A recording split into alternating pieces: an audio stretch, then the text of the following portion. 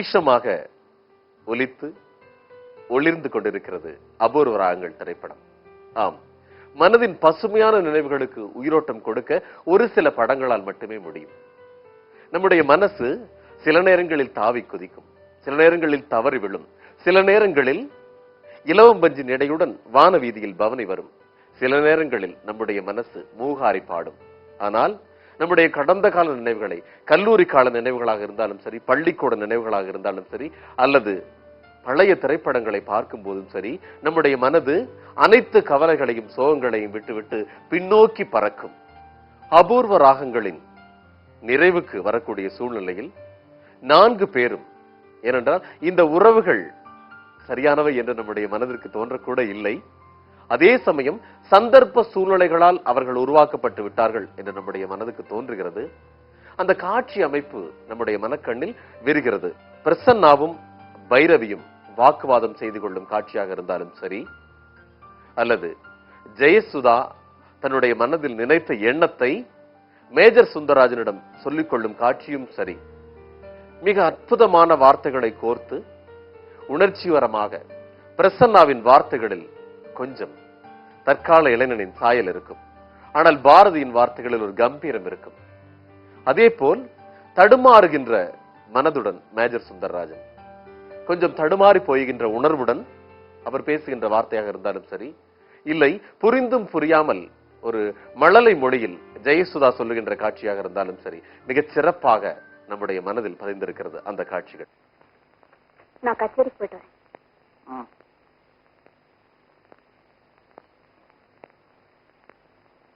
நீயும் வாங்க கச்சேரிக்கு.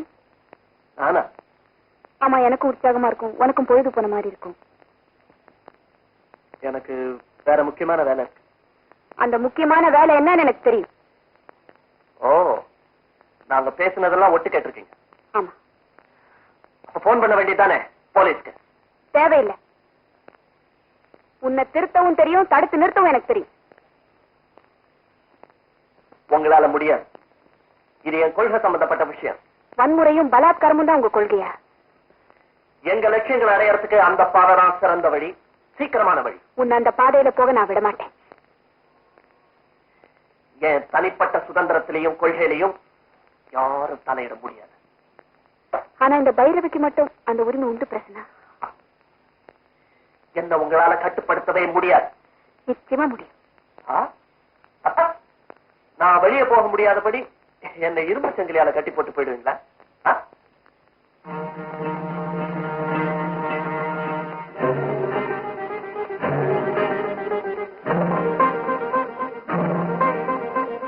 நல்லவங்களை கட்டுப்படுத்த இரும்பு சங்கிலி வேண்டாம். இந்த சின்ன கயிறே போதும். இந்த கயிறை அறுத்தறிஞ்சிட்டு போக எனக்கு எவ்வளவு நேரம் ஆகும்? ஒரு நிமிஷம் தான் ஆகும். அப்புறம் ஆனா அந்த ஒரு நிமிஷத்தினால நீ என்னெல்லாம் இழக்க போறேன்னு நினைச்சு பாரு. பைரவி இழக்கிற, அவளுடைய அன்பை இழக்கிற, அவ கழுத்துல ஒரு கயத்தை கட்ட போற வாய்ப்பையே இழக்கிற. உனக்கு எது சரின்னு தோணுதோ அப்படி இரு.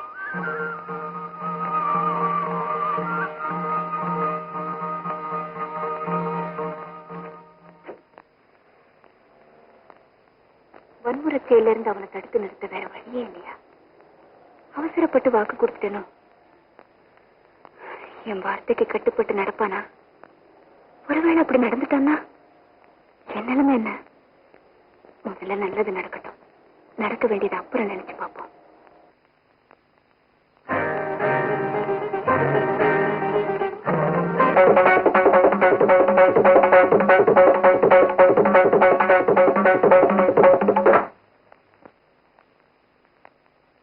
என் வார்த்தைக்கு கட்டுப்பட்ட உன்னை பார்த்து நான் ரொம்ப பெருமைப்படுறேன். You are really a good boy. வெறும் வார்த்தைகளால என்ன திருப்திப்படுத்த முடியாது. You fool! பலாத்காரத்தினால நடந்துட முடியாது. I'm sorry, MRB. பொறுப்புக்கு சொல்றீங்க. ரைட். ஆனா பொறுமையை சோதிக்காதீங்க.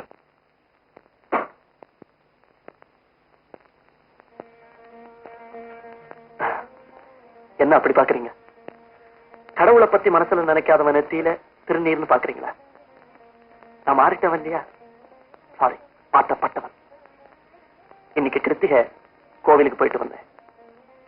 அடக்கம், அன்பு, அஹிம்சை, இதுதான் இனிமே என் வாழ்க்கையின் குறிக்கோள்கள்.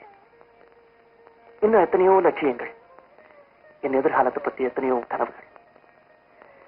இனிமே நான் வாழ போற வாழ்க்கைக்கு அஸ்திவாரமே நீங்கதான்.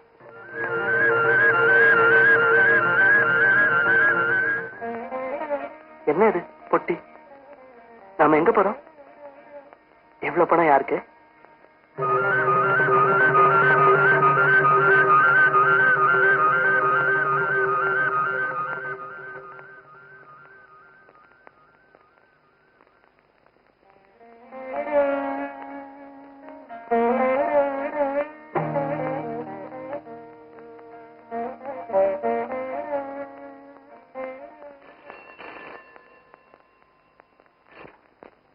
டாக்டர் சூரி. எம்ஆர்பியா?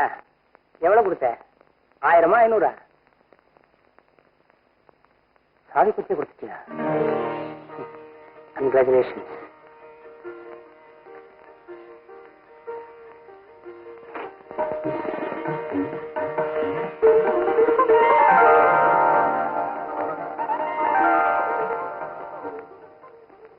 ராகமும் தாளமும் இணையப் போகிறது என்ற மகிழ்ச்சி அவனுக்கு.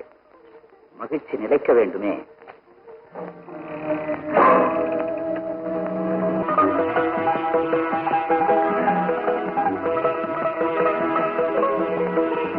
யார் நீங்க?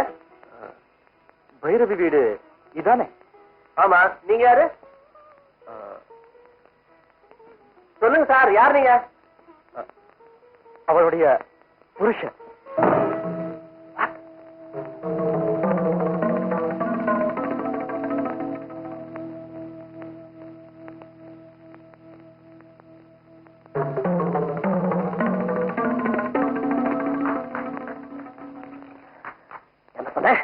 பைரவியோட புருஷனா?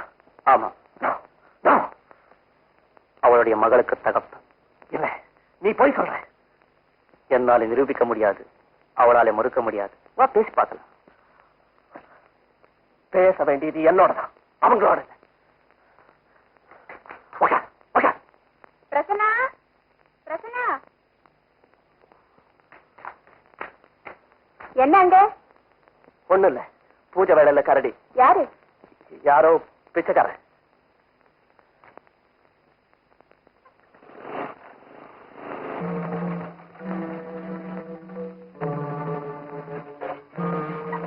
நாம எதுக்காக இங்க வந்திருக்கோம்? நாம பேசுறதை யாருமே கேட்க கூடாது. அதுக்கு தான் இங்க கொண்டு வந்தேன் உன்னை.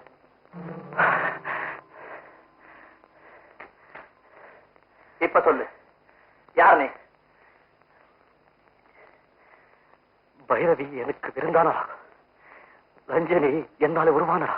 நிறுத்துறாவராக ஆலாபனைய காலம் கடந்து இப்ப எதுக்காக வந்து சேர்ந்தேன்? பழைய உறவை ஊர்ஜிதப்படுத்திக்க வந்தியா, இல்ல இப்ப வசதியோட இருக்கிற பைரவி கிட்ட பணம் காசு பறிக்கலாம்னு வந்தியா?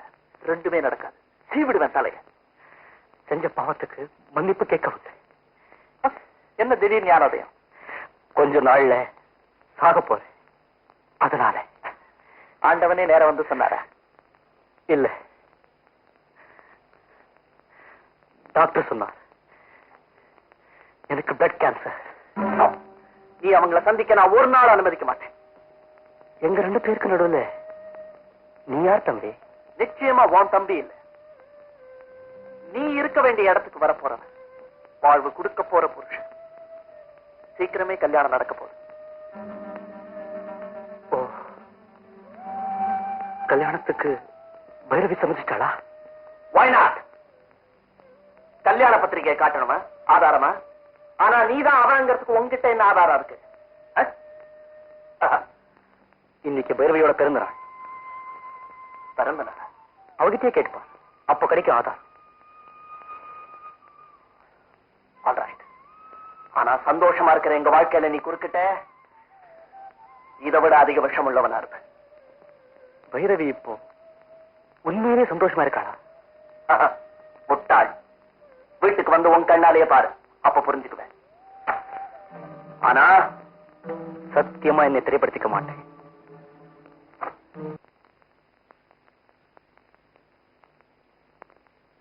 இது என்ன புதுசா இருக்கு? என் பாட்டுக்கு பாராட்டுகளா? இல்ல, நீங்க பிறந்ததுக்கு பாராட்டு. இன்னைக்கு தான் உங்களுக்கு பிறந்த நாள். ரைட்? என் பிறந்த நாள் உனக்கு எப்படி தெரியும்? ஏன், அது அவ்வளவு பெரிய ரகசியமா? 2 பேரை தவிர வேற யாருக்குமே தெரியாது. என்னை பெத்ததுனால என் தாய்க்கு தெரியும். அவங்க இப்ப இல்ல. என்னை தாயாக்கிட்டு போன இன்னொருத்தருக்கு தெரியும். அவரும் இங்க இல்ல. என் பிறப்புல பெருமைப்படுறதுக்கு ஒண்ணுமே இல்லை. அதனால நான் அதை நினைச்சு பாக்குறது இல்லை. அதெல்லாம் கடந்த காலம். நான் வந்ததுக்கு அப்புறம் உங்க வாழ்க்கையில திருப்பம் ஏற்பட்டிருக்கா இல்லையா? ஆமா. மறக்க சொல்லுங்க. ஆமா, திருப்பம் ஏற்பட்டிருக்கு. இப்ப நீங்க சந்தோஷமா தான் இருக்கீங்க இல்லையா? ஆமா. மறக்க சொல்லுங்க. ஆமா, நான் சந்தோஷமா தான் இருக்கேன்.